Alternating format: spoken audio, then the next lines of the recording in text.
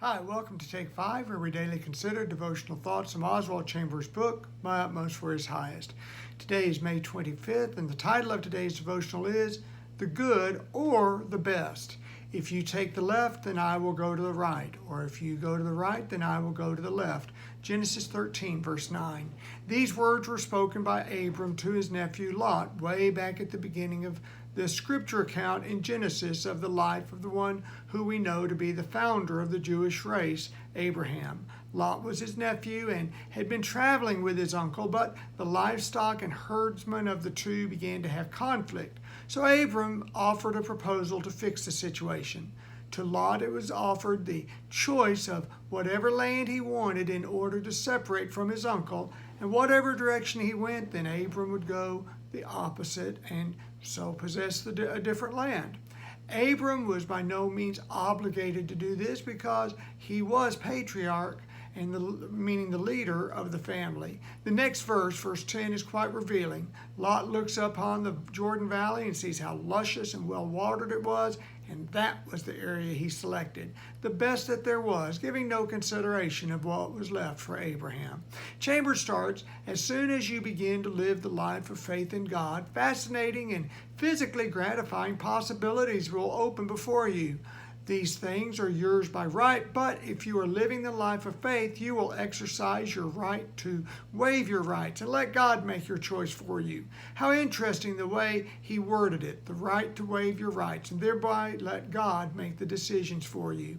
In the Garden of Eden, Adam was given the responsibility to cultivate and keep the garden.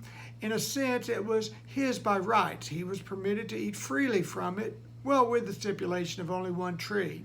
When confronted by Satan with the temptation to eat the forbidden fruit, Eve could have waived her right to debate with the serpent and relinquish to God the right to make the correct decision.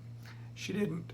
Chambers continues, God sometimes allows you to get into a place of testing where your own welfare would be the appropriate thing to consider if you were not living by faith. But if you are, you will joyfully waive your right to allow God to make the choice for you. This is the discipline God uses to transform the natural into the spiritual through obedience to his voice. Without direct reference, OC is referencing the words of James in his first chapter. Consider it all joy when you encounter various trials, knowing that the testing of your faith produces endurance. It could seem a crazy consideration for us to be glad when we experience trials and tribulations, but the idea is that with them come the opportunity to demonstrate our faith by trusting God for the outcome and to remain faithful in behavior. Chambers speaks of times when a decision must be made to think of ourselves first or to be obedient to God. Do I take care of me or do what God is leading me to do? Chambers is teaching that this is how we are being transformed from natural into spiritual followers of Christ. In this manner we grow spiritually, the making of decisions that seek to please God rather than satisfy self. OC says that whenever our right becomes the guiding factor of our lives, it dulls our spiritual insight. The greatest enemy of the life of faith in God is not sin, but good choices which are not quite good enough. The good is always the enemy of the best. This seems to be a really strong point for the everyday Christian to consider. You defend yourself by pointing out your righteousness and how you don't live like others. However, are you living to the best that God would have you to be living? Chambers closes with, many of us do not continue to grow spiritually because we prefer to choose on the basis of our rights instead of relying on God to make the choice for us. We have to learn to walk according to the standard which has its eyes focused on God. And God says to us, as he did Abraham, walk before me.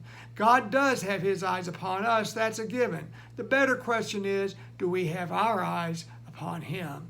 If you haven't yet read today's devotional from Dr. Chambers' book, I encourage you to do so, for it will enhance the time that we spend together. It's available free online. Please be sure to share prayer requests as well as comments and questions. And now may God's grace and peace be ours as we seek to live our utmost for his highest. Thanks for being here today. God bless you. We'll see you tomorrow. Have a great day. Thanks now. Bye.